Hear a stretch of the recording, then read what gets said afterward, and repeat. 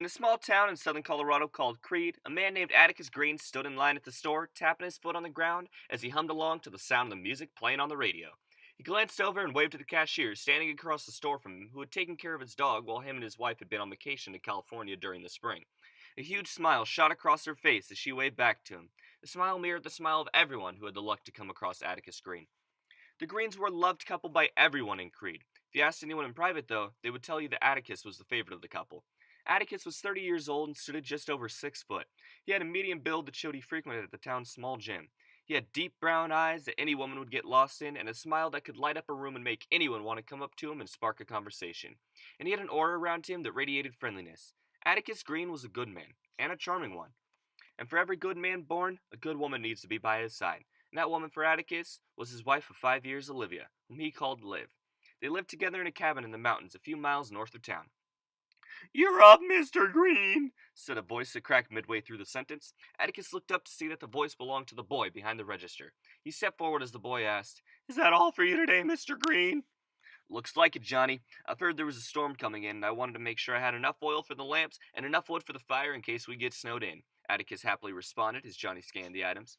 "I've heard it's going to be a bad one, Mr. Green. You sure you'll be all right up in the mountains?" Johnny questioned with a hint of concern in his eyes. "You know my mom and dad always have room for you and Mrs. Green if you'd like to stay down here until after the storm." "That's all right, Johnny. My pops lived in that house for years and never had a problem. Me and Liv will be fine." Atticus had inherited the cabin from his father, who had passed away shortly after Atticus had married Liv. "All right, Mr. Green. I know you and Mrs. Green usually go out to California for the winters, so we just wanted to make sure you're all set up." "We'll be fine, Johnny. And if we need anything, we'll call your folks," Atticus said confidently. He pulled a 20 out of his pocket and gave it to Johnny. "Thanks for your help, Johnny. Have a good one and tell your parents me and Liv say hi." "Thanks, Mr. Green. I'll let 'em know. And you have a good day, too," Johnny said as he admired Atticus' generosity, which was so common no one even questioned it anymore. Atticus walked out of the store as the cold winter air hit him in the face. He loaded his items up into his 1993 Toyota Tacoma and hopped in. Atticus turned the key and the truck wouldn't turn over. "Damn thing," he mumbled under his breath. He'd been having problems with the truck and had intended to work on it during the summer, but he got caught up with other things. He could have bought a new truck because his job as a construction manager paid well, but he was a minimalist and would rather stick with what he already had. He attempted to start it a few more times, and on the fifth try, it finally turned over. He slid on his seatbelt, waved to the man in the car next to him, and took off towards home.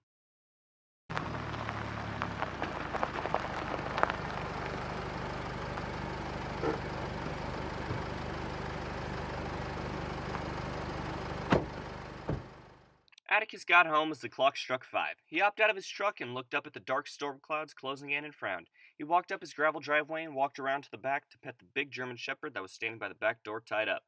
"Hey, Rex," he said as he scratched behind Rex's ears. "I'll tell you right now, buddy." Atticus went up to the post that Rex's leash was wrapped around and he untied it. He held the leash in one hand while he walked up to Rex and unclipped the other end. The leash in one hand, Atticus walked around the house to the front door as Rex trotted along beside him. As he reached the front door, he pulled out his keys.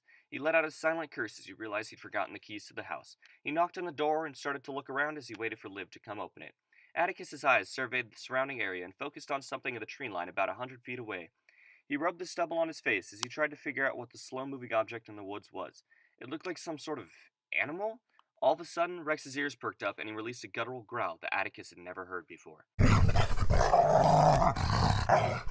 Atticus got on one knee and knelt next to Rex. "What do you see over there?" Atticus asked as he watched whatever it was seem to freeze in place. "Just looks like a bear or something, bud. Don't worry about it," Atticus said as he scratched Rex behind the ears. The door opened behind Atticus, and he turned around to see a woman that stood around 5'5", with blonde hair that curled at the ends, and green eyes that matched the forest behind him, and a smile that made him fall in love every time he saw it. "Hey, Liv," Atticus said as he stood up and gave his wife a hug. Rex wormed his way between the two and made his way into the warm interior of the house. "I just finished baking a pie," Liv said as she turned to go into the house, "and it's your favorite, cherry."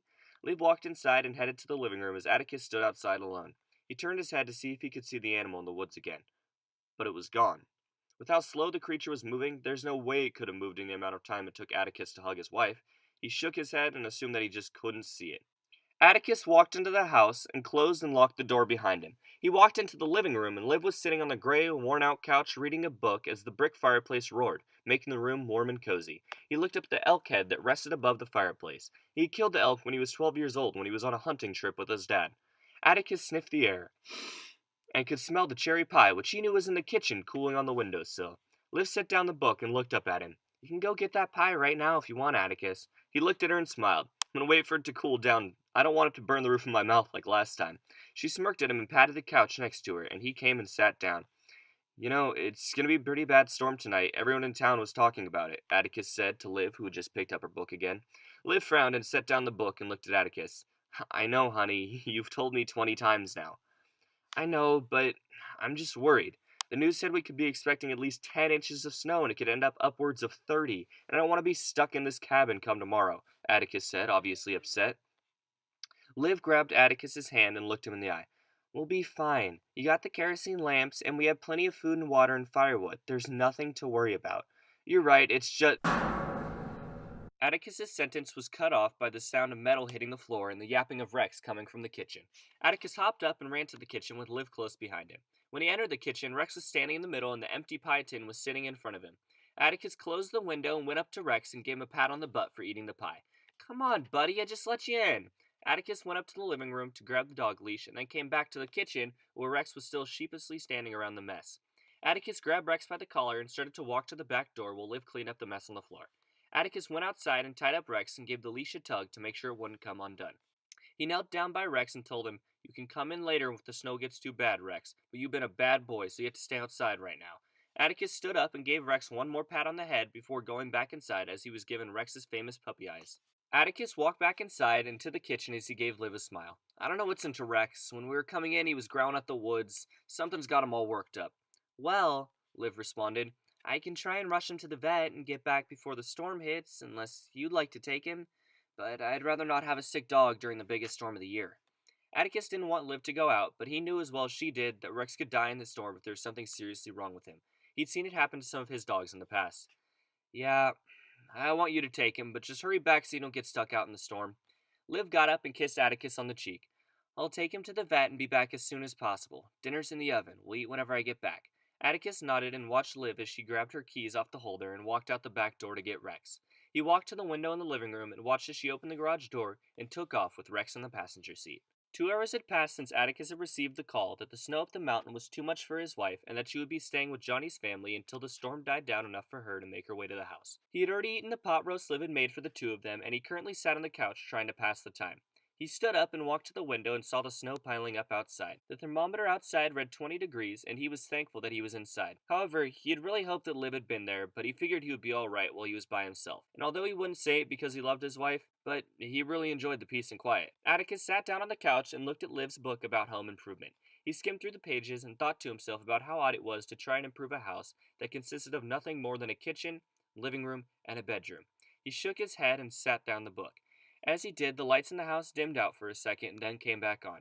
Atticus got up yet again from the couch and went to put on his warmer clothes to go outside to see if the generator had enough fuel to last him for the night in case that the electricity went out. Before he reached the back door, there was a sharp knock on the front door, and he froze in his place. With the rate the snow was coming down outside, Atticus was shocked that anybody could be at his door right now. He walked over and opened the door as a cool gust of wind and snow floated into the house. The mysterious stranger was Liv. Liv? What are you doing here? I thought you said the snow was too bad. Atticus asked as genuine concern crossed his face. It slowed down, Liv said. Where's the car and Rex? I parked in the driveway behind your truck, Liv said as Atticus peered out into the dark, trying to see if he could spot her car somewhere behind his truck, but it was too dark to see much of anything.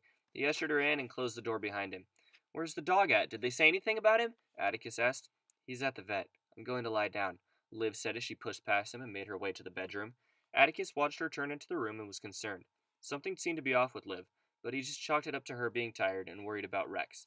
He didn't want to bug her anymore or get on her bad side, so he decided to sit on the couch. Before soon, he passed out, even though all the lights were on in the house. Atticus usually didn't have dreams, but for some reason, tonight was different. In his dream, he was sitting in the house, and he got up to check on Liv to make sure she was doing okay. Before he could get to the bedroom door, there was a knock on the front door. And as soon as he opened it, he was shocked to see his dad standing on the other side. His dad grabbed onto his shoulders and began to shout at him to run. That was enough to jar Atticus out of his sleep. As soon as his eyes opened, he saw the lights for a split second, and then they shut off, and he assumed the electricity had gone out. He stood up and turned on 2 kerosene lamps that sat on the coffee table in the middle of the living room. With the room decently lit up, he went to try and flip the light switch, and his assumptions were confirmed. The electricity was out. He walked into the kitchen and lit a third kerosene lamp so that the whole house was decently lit up. He was already dressed up, so he decided to go outside and check the generator. He grabbed a big mag light and stuffed his keys in his pocket just in case the door locked behind him so he wouldn't have to disturb Liv by knocking. He walked to the bedroom door and saw Liv laying in the bed with her back to him. "Hey Liv, I'm going to see if I can get the generator going and get some electricity in here," he whispered. He got no response and assumed she was out cold, so he quietly exited the house through the back door and walked over to the generator. He saw his breath in the air and felt snow falling on his head and hoped he could get the electricity going again so he could get back inside the house and turn the heater on. He gave a yank at the string and nothing happened. He gave 2 or 3 more yanks, but there was still nothing. He stood back and rubbed his face and felt a vibration in his pocket. He reached into his pocket, pulled out his phone, and saw a text message from Liv. It said, "Good night, Atticus. Johnny's family said I should be okay to head up in the morning." Atticus scrunched his face in confusion and decided to call Liv and assumed she was playing some sort of prank on him. After 2 rings, Liv answered the phone. "Atticus, what's up? Say hi to Rex." "Liv, what's going on? What do you mean you're at Johnny's? And you said Rex was at the vet?" Atticus asked as concern began to creep into his body. "Atticus, I called you earlier and told you I was staying at their house. Why are you freaking out? Liv, this isn't funny. You're in the house. Stop trying to freak me out." This is stupid, and I'm not falling for it," Atticus said as he started to get angry at Liv for trying to freak him out. "Atticus, I swear I. The phone cut off, and Atticus pulled it away from his face and saw that he had no signal. He frowned and tried to figure out what was going on. For some reason, remembered that Liv said she had parked the car in the driveway, which was odd since she usually parked in the garage. He decided to investigate and began to walk around his house with his mag light in one hand, shining brightly. His feet crunched in the snow as he walked around the corner to the front of the cabin. He shone the light behind his truck and saw that Liv's car wasn't there. If Liv's at Johnny's, then who's in the house? Atticus asked himself as fear began to take hold of his body. As he sat thinking, loud, crunching, fast footsteps in the snow behind him ripped him away from his thoughts. In a split second, he had to choose fight or flight, and he decided to choose flight. He ran to his truck and he quickly hopped in and locked the doors. Atticus stuck the key in the ignition and tried to turn the key, but the truck wouldn't turn over.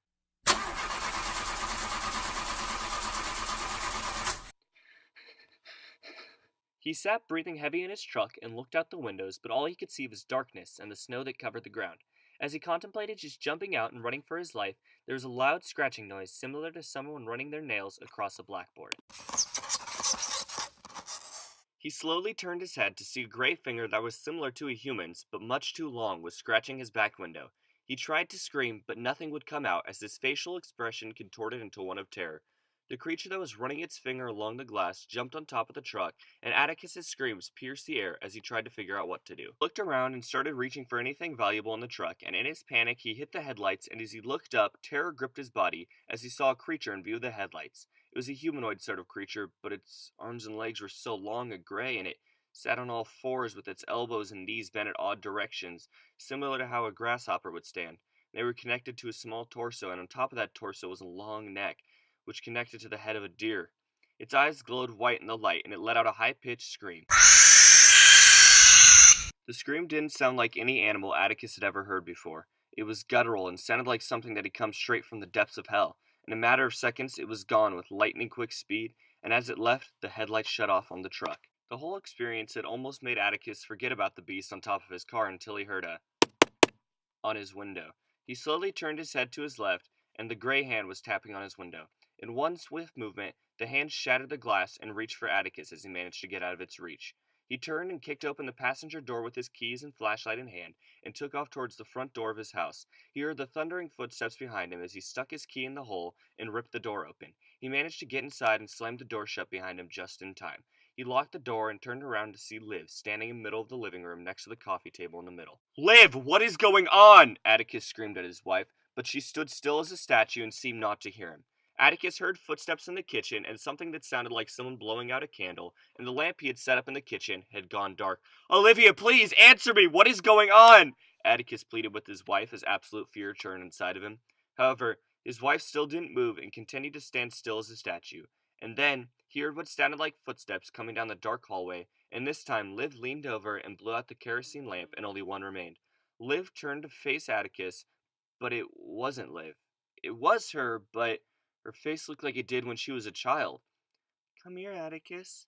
I'm scared," she whispered to him across the room. The fear completely enveloped Atticus at this point. All he could do was whisper, "No, no, no," repeatedly as tears began to roll down his face. She took a step towards him, and as her foot hit the ground, the window looking to the front yard was yanked open by an unseen force, and the cold winter night entered the room. And when it entered, the last bit of light from the lamp exited. The darkness surrounded Atticus, and he couldn't see anything, and the window opening had frozen him in place with fear. He heard footsteps on the ground working their way towards him, and they stopped right as they approached his right side. A cold pair of lips pressed themselves against his ear as he heard Liv's voice whisper, "Run." Atticus didn't need to be told twice as he flung the front door open and bolted across his lawn. He still held his maglite in one hand and he flicked it on as he ran for his life. He made it around 100 feet when he saw one of the creatures coming up to his left as it opened its mouth and let out a blood-curdling scream. He veered right and ended up on a collision course towards the woods. Atticus remembered playing in the woods as a child and later on hunting in the same woods. Now, he was being hunted. He flew through the trees but didn't know what he was looking for. All he knew was that it was too late to get back to his truck and that he had to avoid these things because they seemed to thrive in the dark. After another minute or so of continuous sprinting, Atticus had to stop to catch his breath. The minute he did, however, the light on his maglite went out. He silently cursed as he tried to decide what to do. Luckily, he saw what appeared to be a fire in the distance, and he ran towards it, screaming for help. Atticus barged through the trees and saw a campfire in the middle of what appeared to be a large circle in the middle of the woods that he'd never seen before. There was a man sitting in front of the fire wearing a flannel, and Atticus called out a nervous, "Hello?" in an attempt not to spook the man. The man got up and looked at Atticus. In his hands was a hunting rifle. The man was a medium-built guy with a red scraggly beard, and as soon as Atticus looked into his eyes, a smile that was too big for the man's face appeared. "Hey there, son. You lost? Come take a seat and warm up by the fire," the man said to Atticus as he set the rifle down and gestured towards the bonfire. Alarm bells were going off in Atticus's head as he slowly began to back up and shake his head. He didn't get very far before he ran into a big body and a hand put its tight grip on his shoulder. "Now, son, don't you know it's rude not to accept a feller's invitation to come sit down and warm up by the fire?" he said with a smile on his face the whole time, as he continued to walk towards Atticus at a frighteningly slow pace. Atticus decided that if he was going to die, he might as well put up a fight, and he jabbed his elbow into the man holding him, and the man let out an audible grunt. Atticus turned around and was ready to lay into the man's face with a maglite, but the face he saw stopped him dead in his tracks. It was his father. But his father had been dead for years now. "Now, Atticus, didn't I tell you to run?" his dad said as he began to move towards him, and Atticus backed up, still aware that the other man was behind him. He began to turn in 360 degrees, trying to keep the thing that looked like his father and the strange man in view at all times. "Atticus, why are you being so rude to your dad and this kind man right here?" said a voice. The person attached to the voice was Liv, who walked out of the tree line and began to converge on Atticus from a third direction. He began to back up in the only direction that wasn't being blocked by the things. But he didn't make it very far before he ran into a tree behind him, and it was at that moment he realized he was cornered. "Come on, Atticus, it's time for dinner," said his father, who was licking his lips and had a devilish grin on his face. When the three got close enough, Atticus swung the maglite. With a sickening crack, he hit the strange man in the head, a blow that should have knocked out the average person, but did nothing to the man who shook his head. "Now, son, you shouldn't have done that," the man said as his father, Liv, and the man all let out a chorus of screams that had been plaguing Atticus all night. However, this time he couldn't handle all three, as darkness enveloped him, and he collapsed to the ground at the feet of the three monsters. Atticus woke up not long after and saw that Liv was sitting across the fire from him. He tried to move, but he was all tied up. "Oh, you're awake," she said as she licked her lips. "We were kind of hoping you'd stay sleeping, 'cause we're getting a little tired of playing." Atticus began to shudder as he realized all night he'd been part of some sick game, and he was just these things' toy. "What are you going to do to me?" Atticus asked. "Oh, now, honey, it wouldn't be any fun if I just told you," she said with a wink. All of a sudden, her face turned grave and she stood up, and Atticus figured this would be the end of the line for him, so he closed his eyes and braced for what was about to come. He sat for a minute and slowly opened his eyes, and Liv was still standing on the other side of the fire. But before his very eyes, her hands and legs grew and stretched in a horrible fashion that looked like something straight out of a monster movie, and she got down on all fours so she looked like the monster he'd seen before, and she took off running. "Atticus, oh my God, what happened to you?" yelled a voice. Atticus turned his head to see that the voice belonged to the town sheriff. As Atticus saw him, tears began to roll down his face as he realized his nightmare was about to be over. "Please help me, there were these things that attacked me, and I think they were going to eat me, and they looked like Liv and my dad," Atticus said as his voice trembled. The sheriff looked at him in disbelief. "Atticus, Liv called and said there was something seriously wrong. I think the cold must have gotten to your head, but we're going to get you out of here and get you to the hospital," the sheriff said as he bent over and cut the ropes that bound Atticus together. "It's not the cold," Atticus said as he stood up. "There's something out here and we have to go now. Listen, Atticus, it's gonna be alright. You look like you've been out here all night, and we're gonna get you to my truck, and you're gonna be okay, buddy, the sheriff said. Atticus saw the figure coming at them in the distance about midway through the sheriff's sentence, but he was too stunned to say anything, and he wasn't able to get a word off. The thing was on the sheriff and pulling him into the woods all within a matter of seconds as he screamed and cried Atticus's name. It took Atticus a split second to realize it was too late for the sheriff and that he needed to get to whatever the sheriff had driven up. Atticus began to run through the forest at lightning speed, unsure if he was even going in the direction that the sheriff had come from. After running and not eating all night, Atticus was out of energy quickly and stopped to throw up near a tree. He felt something dripping on his head and he slowly looked up. The sheriff, or what was left of him, was dangling in the tree looking at Atticus with an expression of absolute fear in his face. "Run," were the only words that the sheriff could get out as his keys fell to the ground at Atticus's feet. He picked them up and didn't hesitate as he took off in the direction that he assumed the sheriff's car was in. He had gone through hell and back, but now he was going to escape the nightmare that had consumed him the whole night. He saw the flashing police lights of the car which the sheriff had parked just outside the clearing. Atticus was so happy about the car that he didn't see the tree branch that was sticking about 5 feet out of the ground. As he hit the branch, his ankle snapped and his Achilles tendon tore. Tears began to roll down his face as he lay in the snow. The tears weren't for pain, though. They were tears of fear. Atticus was never much of a religious man, but he began to pray to the Lord as he lay on the floor. He prayed for forgiveness and mercy as he began to crawl towards the truck. "Pray all you want. No one is listening," said a demonic voice behind Atticus that he knew must have been the true voice of the monsters he had been seeing all night. He began to crawl faster. He still tried to crawl even when the hand wrapped around his leg began to pull him back towards the woods as his screams filled the air. In a small town in southern Colorado called Creed, a man named Atticus Green let out scream after scream as he was dragged into the forest by a beast. But no one was listening. Hey guys, it's the Night Stalker here. I hope you enjoyed the video. A lot of time and effort went into it. It was actually a custom written essay for my English class, so it's all original. I know there are some audio problems, but I'm going to work on getting that smoothed out for future videos. But I think this channel has a lot of potential, and I'm going to work towards getting some more content churned out for you guys. There's some more serial killer videos and horror stories on the horizon. Also, get ready for a video on Skinwalker Ranch coming out in the next week or so. Also, if you guys like the custom essays, let me know. I have plenty of ideas I can put down on paper and turn into videos and churn those out for you guys. But anyways, give me some feedback and make sure to check the closets and under your bed tonight, just in case something or someone's lurking in the dark.